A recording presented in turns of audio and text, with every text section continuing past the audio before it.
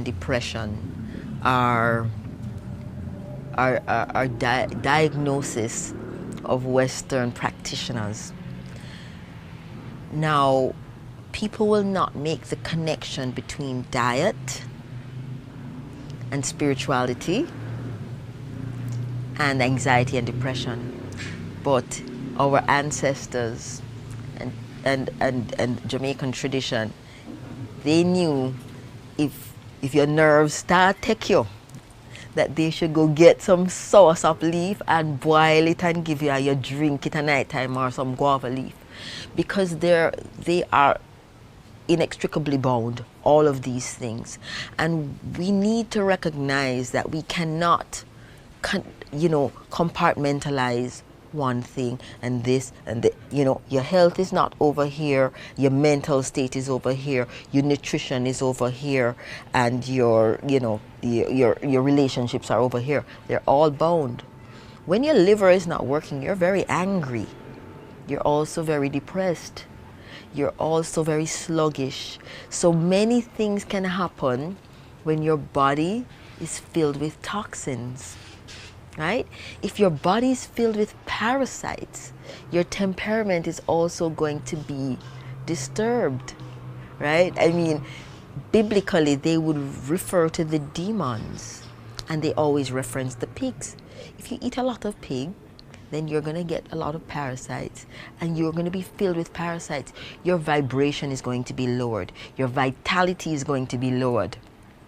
Your mental acumen is going to be lowered. Right?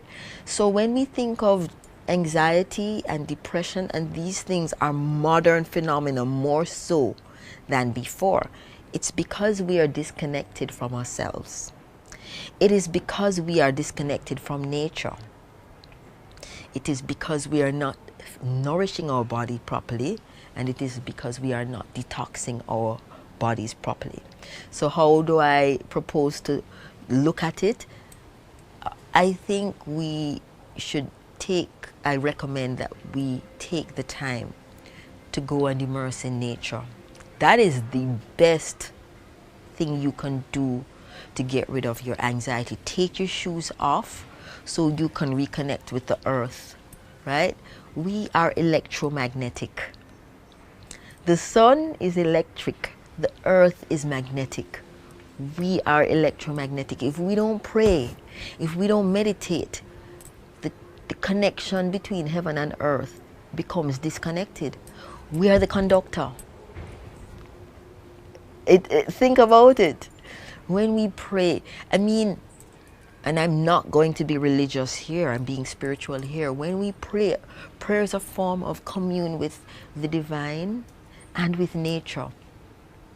And so if you were to do a visualization, when you pray, the light comes into your body through your crown chakra, and it goes through your entire body, and it nourishes you. And then that's a circle. It's almost like, in physics, you see the magnet and the flow of energy around it. That's exactly how it is with a human. We're here, the energy flows in, it flows down through our feet into the earth, and it's like that. We also pulling it up from the earth, and it goes around. When that is interrupted or broken, that is when you have the illness. That's when you have depression. That's when you have anxiety. That is when you start to have physical ailments as well.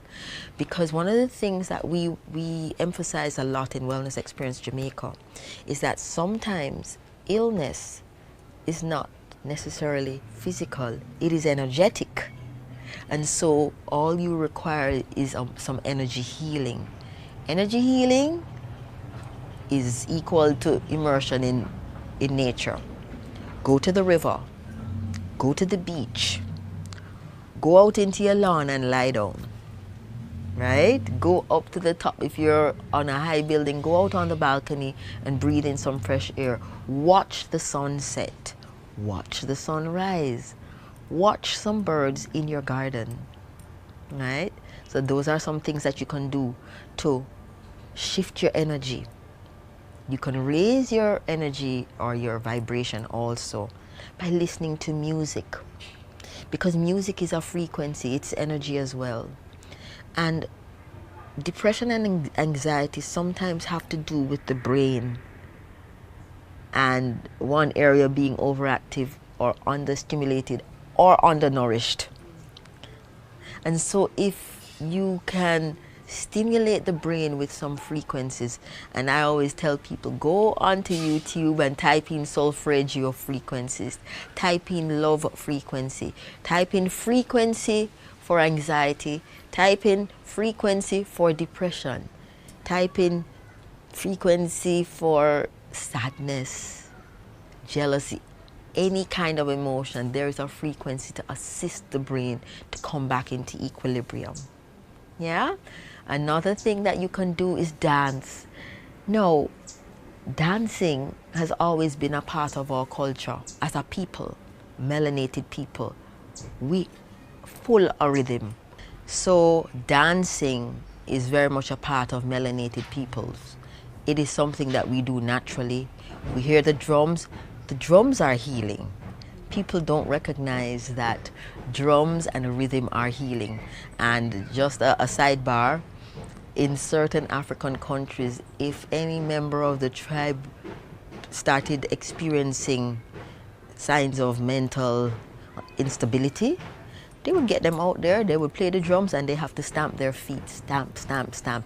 If you think about it, that's like you're grounding, you're earthing, you're reconnecting back with Mother Nature and the vibration.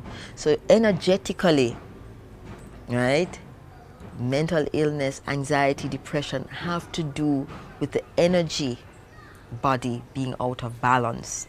So the dancing that we do as Jamaican people and as people of color is part of what keeps us grounded, what keeps us connected. Every ceremonial ritual for every people all over the world involves dancing. It involves sound and it involves dancing, right? So I tell people, listen, if you're feeling depressed or if you feel anxious, turn on some music in your living room and dance, right? If you like reggae, put on the reggae. If you like salsa, put on the salsa. Or whatever it is, put it on and dance and you will feel better. I mean, some people are going to say, come on, this is chemical and this needs to be medicated. No, no. Before medication, people handled this kind of thing with ease. They knew what to enhance the nutrition with. They knew what to do to the body to get it back, you know, and so it can be done. Another thing that this might seem far-fetched and unrelated to anxiety and depression, but a simple thing like coming home and taking a bath, a long warm bath in a solution of sea salt, bicarbonate of soda, and Epsom salts can also bring you back into balance, get rid of or release the anxiety, and quell to some extent certain aspects of the depression. No, I still recommend that people go and see a professional or practitioner if it is severe, but if you can incorporate these things into your day, then you will find that those things get diminished. The thought form that you hold also will influence anxiety or depression. Persons who suffer from anxiety and depression dwell a lot in the past or dwell a lot in the future.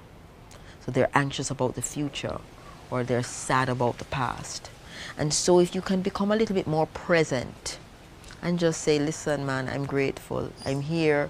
I'm healthy. I'm strong. I have food on the table. I have one little work. Although the people them stress me. If you can just look at it and change your thought patterns to one of more gratitude and acceptance, then you are good. And the last one, and it's not the least, it's actually the most significant thing. If you can think of what it is that might be the root cause of your anxiety or your depression, and you can remove the root cause, then I think you'll be in a good place. So if it's a relationship and you can remove it, then by all means go ahead. If it's a job and you can remove it, then by all means try to do so. If it's a living situation and you can change it, then try to do so. But at all times, be looking at how you can figure out what the root cause is. Yeah? And that would be it in terms of anxiety and depression. On another note, there are some mineral and vitamin deficiencies that can cause depression and anxiety. B12 is one of them. So if your B12 is very low, your iron will also be low. And if your iron is low, you're going to be sad, you're going to feel hopeless, you're going to feel weak and helpless. And so sometimes all you need to do is eat some food or get some supplementation.